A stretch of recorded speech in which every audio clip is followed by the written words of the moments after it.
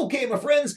So here, this is most likely the graph that you developed for the first part of this last question here. It models all the possibilities of what could happen if you flip a coin, a fair coin, 20 times. You can get anywhere between 0 and 20 heads, and these are the corresponding probabilities that will happen based on those numbers of heads. Now, we learned something new here in this problem before. About the null and alternative hypotheses. So basically, when you collect data, you have a belief going in. For this one, we had the belief going in that the coin was fair, 50-50. We collected data, though, that varied from 50-50. If I remember correctly, it was 60-40 because we got 12 heads and the other 8 tails. So the question is, yes, that varied, but did it vary enough to worry about? So in other words, is 12 heads, which is too many, far enough away from the average of 10 to worry?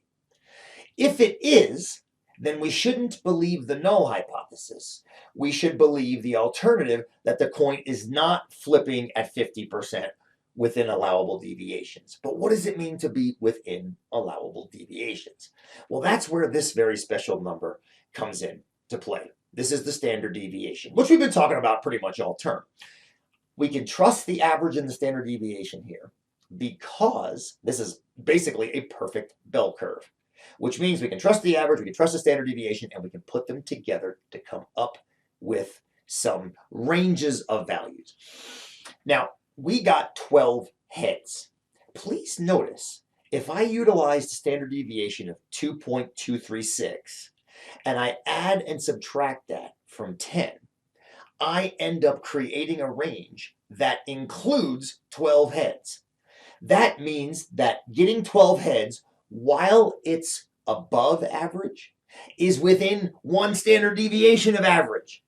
And that, for research statisticians, is very often close enough to believe the null hypothesis.